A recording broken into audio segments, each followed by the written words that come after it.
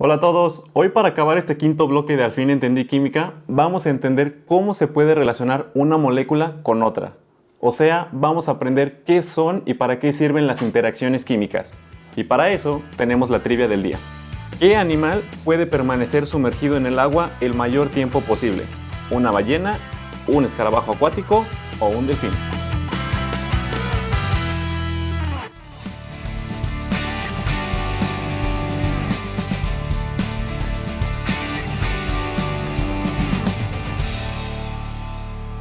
Lo primero que tenemos que hacer es diferenciar entre un enlace químico y una interacción química. Como vimos en otro video, los enlaces son fuerzas de atracción intramoleculares, o sea, unen átomos para formar moléculas. Ahora, por el otro lado, las interacciones químicas también son fuerzas de atracción, pero son fuerzas intermoleculares. Es decir, que gracias a ellas, una molécula se puede sentir atraída por otra. Eso es todo el chiste. Habrá interacciones muy fuertes y otras más débiles, pero en sí todas hacen lo mismo. Van a mantener a las moléculas muy unidas entre ellas, o a veces también hasta los iones. Pero cualquiera que sea esta interacción son fuerzas electrostáticas. Entonces todas van a ocurrir de una manera similar. Todas ocurren cuando algo positivo se acerca a algo negativo. Ya sabemos que las cargas contrarias se atraen. En realidad nuestro único trabajo aquí es aprender a diferenciar qué interacción se puede formar. Y para eso ya aprendimos que existen los iones, las moléculas polares, o sea las que tienen dipolos, y las moléculas apolares, las que no tienen ninguna carga parcial. Acá arriba te dejo un link por si necesitas recordar un poco de esto. Pero en fin, empecemos con la interacción ion-dipolo. Esta interacción se forma entre un ion, o sea un átomo con carga, y una molécula polar, esas que tienen un polo positivo y un polo negativo, como puede ser el agua o el amoníaco.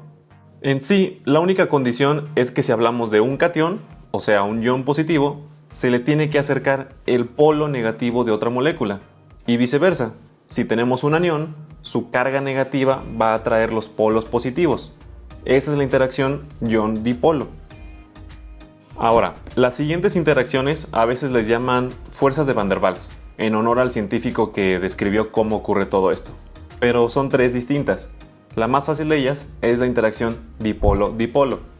Si te fijas, el nombre nos dice todo. Dipolo-dipolo se refiere a que una molécula polar se va a sentir atraída por otra molécula polar.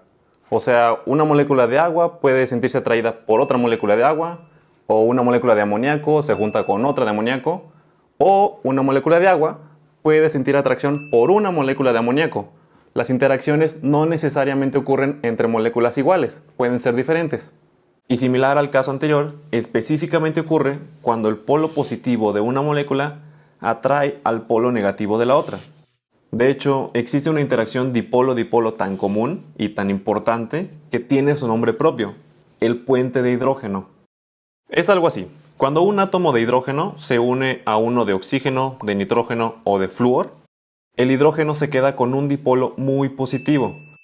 Entonces, cuando se encuentra con el otro extremo, el dipolo negativo también es muy grande. Por lo tanto, como estamos acercando un dipolo muy positivo a uno muy negativo, la atracción es muy fuerte. Esa es la característica principal del puente de hidrógeno. Para separar moléculas que pueden formar puentes de hidrógeno es muy difícil. Por ejemplo, no sé si conocerás la molécula de ADN. Esta es una molécula que mantiene todo nuestro material genético, o sea, la información que dice a nuestro cuerpo cómo debe de funcionar o cómo va a ser. Pero lo especial de esta molécula es que puede formar muchos puentes de hidrógeno.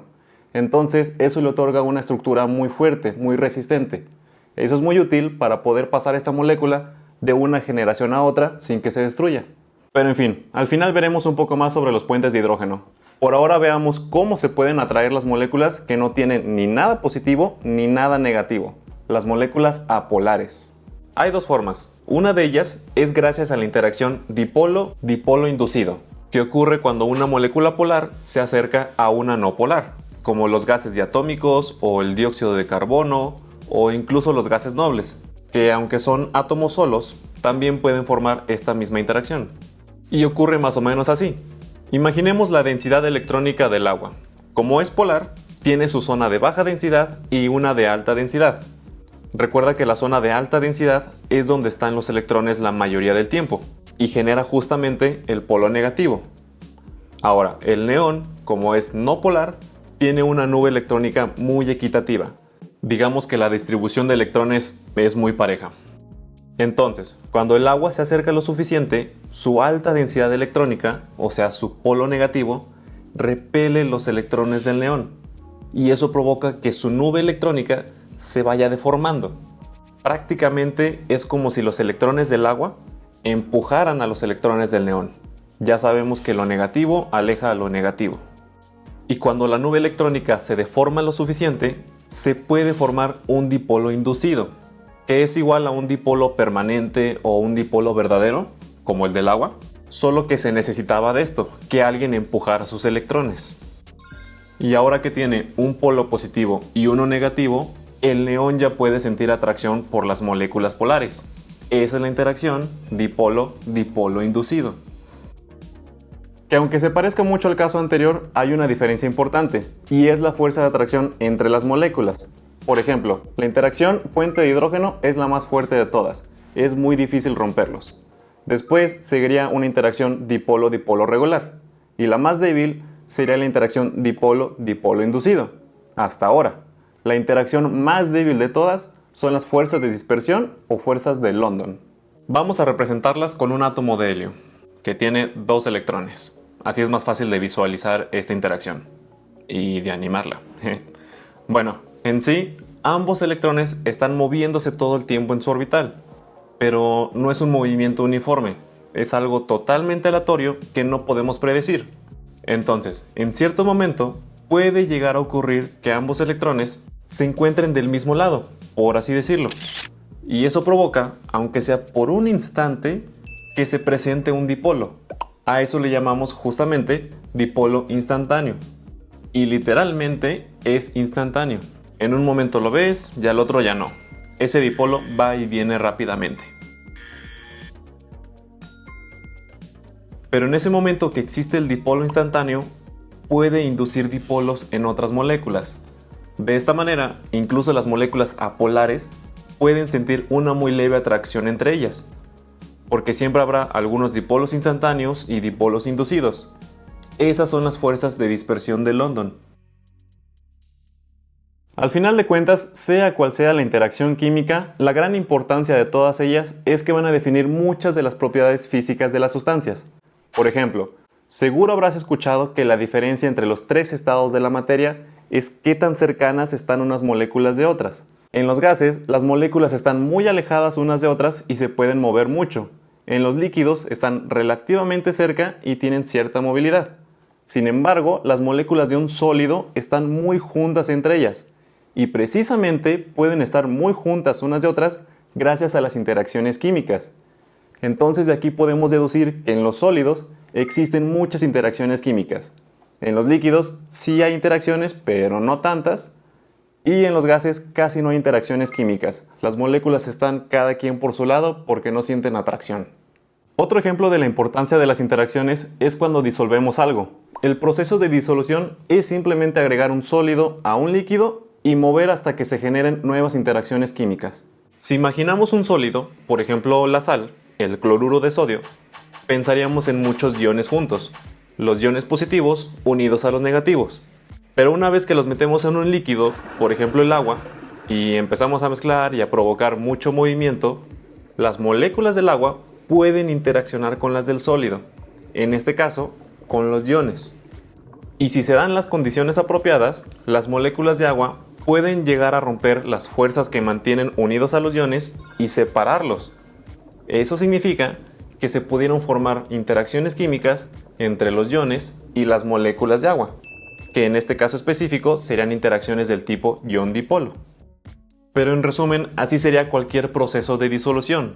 Al inicio, las partículas del sólido están muy juntas entre ellas por sus propias interacciones, pero al añadir un líquido y cambiar un poco las condiciones, las partículas del sólido van a preferir formar interacciones con las moléculas del líquido, llámese ion-dipolo, dipolo-dipolo o las que sean. Pero en cualquier caso, las partículas se dispersan por todo el líquido, y eso hace que ya no las veamos después de agitar. Y un último ejemplo sería que las interacciones también afectan las propiedades físicas de los líquidos. Por ejemplo, seguro habrás escuchado sobre la tensión superficial del agua, esa capacidad del agua para comportarse como una malla resistente que hasta algunos insectos se pueden parar en el agua. Bueno, justamente esa malla se produce porque las interacciones químicas entre las moléculas de agua son muy fuertes. Específicamente, son puentes de hidrógeno, que ya mencionamos lo especiales que son. Por eso, la tensión superficial es responsable de que un mosquito se pueda parar en el agua, o la forma específica de las gotas de agua, e incluso son responsables de definir la trivia de hoy. El animal que puede permanecer más tiempo sumergido debajo del agua es el escarabajo acuático. Este animalito que nace en tierra firme tiene que nadar mucho tiempo para buscar comida, pero no aguanta la respiración como lo hacen las ballenas o los delfines. En cambio, este animal usa un mecanismo bastante interesante. Cuando se sumergen en el agua, se forma una especie de capa, como si llevara un traje espacial alrededor. Esta capa se forma porque la superficie del escarabajo está cubierta de muchísimos pelos cortos, que están tan cercanos entre ellos que no rompen la tensión superficial del agua. Lo útil aquí es que entre esta capa y el escarabajo hay aire, suficiente para que exista un intercambio de gases. Por ejemplo, el poco oxígeno que hay en el agua puede atravesar esta barrera para que lo use nuestro escarabajo. O puede ser al revés. El dióxido de carbono que desecha el escarabajo puede atravesar libremente. Así el escarabajo evita asfixiarse. Y de este modo, este animal puede nadar toda su vida tranquilamente. Su cuerpo le permite prácticamente llevar un tanque de oxígeno inagotable. No como el delfín o las ballenas que necesitan salir a la superficie a tomar más aire después de un par de horas.